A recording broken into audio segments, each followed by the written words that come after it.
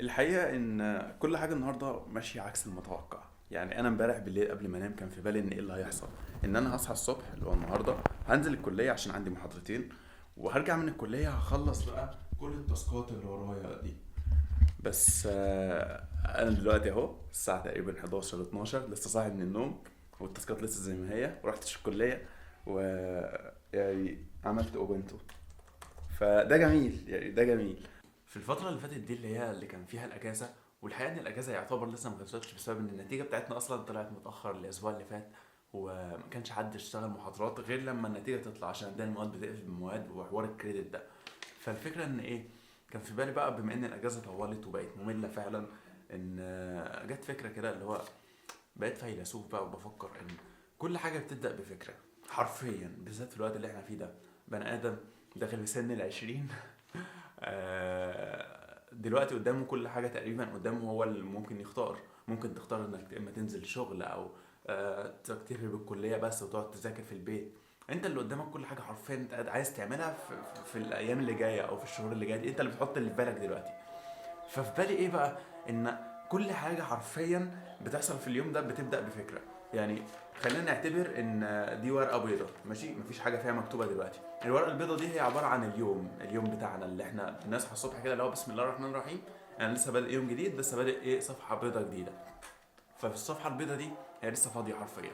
بمجرد ان افكر ان طب انا همسك الموبايل يعني هشوف رساله حلو، فاول ما امسك الموبايل يبدا اليوم بقى ايه، يتكتب فيه كده، تلاقي الورقه البيضاء نقصت شويه. حلو ليه؟ عشان انت بدات تفكر انك عايز تمسك الموبايل. بعد كده فكرت مثلا انك عايز تقوم تنزل الجيم، فاديك عملت كمان حاجه اهو. وبعدين بعد ما خلصت الجيم مثلا فكرت انك خلاص هتروح مثلا تقعد على القهوه شويه بتاع، هتروح بقى البلاي ستيشن شويه، هتعمل ايه تاني؟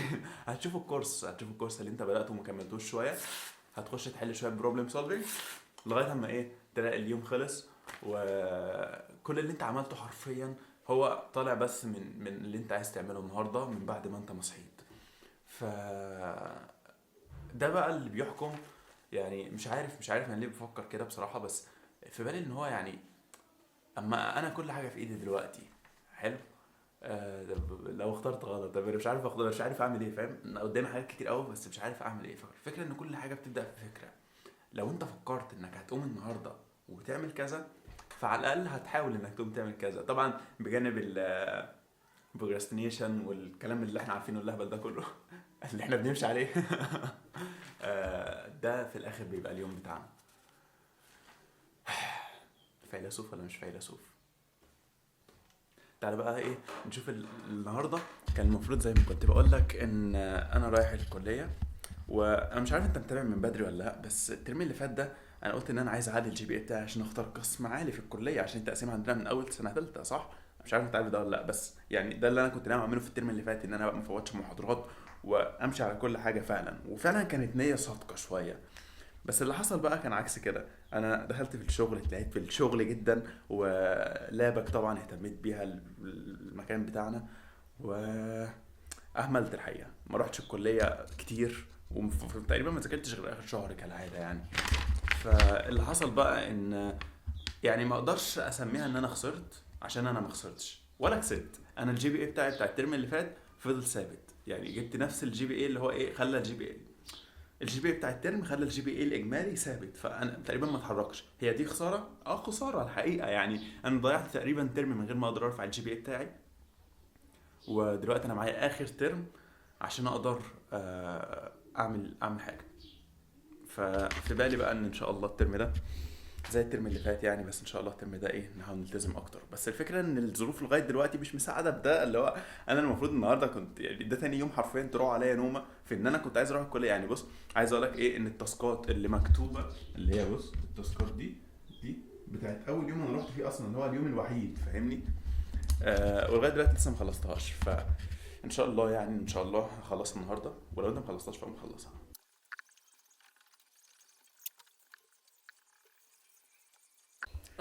اعتقد ان مشينا طريق طويل لغايه دلوقتي، خلاص الساعه تقريبا 3 على 4 العصر اهو. ولغايه دلوقتي فانا خلصت ايه بقى، خلصت المحاضره بتاع الدكتور منى.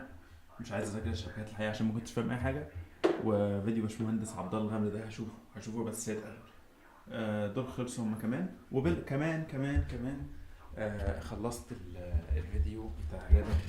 بص استنى اوريك جزء منه، عشان يعني ان شاء الله بحاول ان احنا نمشي في اسلوب طريق جديد كده. استنى بص عشان كده ايوه كده. بص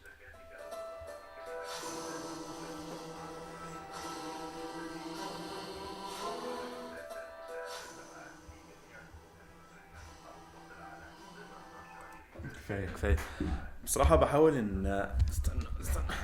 ان احنا ناخد الاسلوب يعني طريق جديد كده في ايه، يعني مش يبقى بس الفكره ان انا واخد بالي ان والله يعني انك تشتري اونلاين اصلا احسن من انك تنزل مول كده وتقعد تدور وكده، او على الاقل بالنسبه لي انا.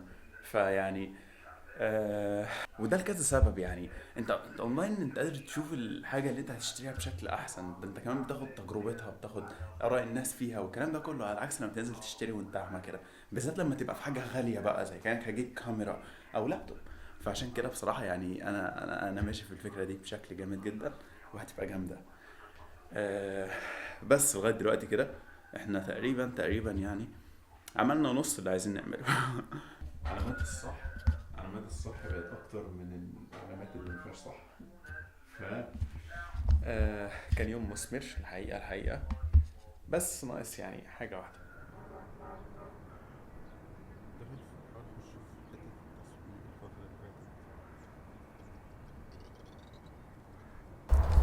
عايز اجيب بتاع الجوبي ترايبود ده، اللي هو بيبقى بيتمسك منه الكاميرا كده، توفر عليا كتير قوي دي.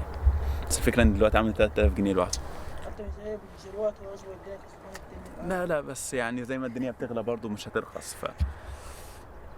الفكرة بقى في ايه، ان في يوم زي ده تلاقي الدنيا كلها ماشية غلط كده من ساعة ما انت صحيت لغاية اما تلاقي انك برضو خلصت اللي عليك. يعني هو وقت زي ده بتبقى حلو انك قاعد في البيت طول اليوم، فانت معاك اليوم كله انك تخلص ايه الحاجة اللي معاك دي. بس الفكرة بقى انك ايه، تحاول ما تجريش للتليفون او لللاب او للمسلسل او اي حاجة. فالفكرة ان طول ما انت قاعد في البيت طول اليوم بيبقى معاك المساحة اللي انت تخلص فيها ايه الحاجة اللي انت عايز تخلصها وبقالك كتير عايز تخلصها.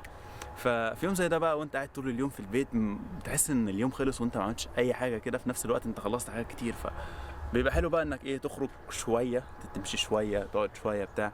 انا قاعد مع بهادي مسا قاعدين هنا في وسط الدنيا كلها يعني، وحته جامده والله. اول مره اجي مع بهادي هنا وشكلي مش هسيبه بعد كده. بس انا بطلع بقى في وقت زي ده تقريبا كل يوم بكمل قراءة الكتاب ده. مش عارف انت لو شفت الفيديو بتاع معرض الكتاب هتفهم اللي اقصده.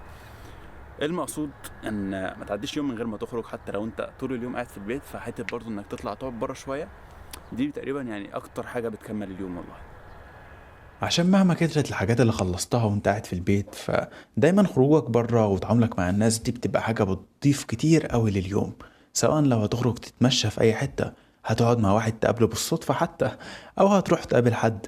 فحاول ما تخليش اليوم يكون كله في البيت، عشان ده يخليك تحس اكتر بانك لوحدك كده، وده شعور سيء. ودايما افتكر ان مهما الخطة باظت وكل حاجة انت مخطط انك تعملها في اليوم باظت، هتقدر تخلي اليوم كويس ومثمر برضه. وافتكر برضه ان كل حاجة بتبدأ بفكرة.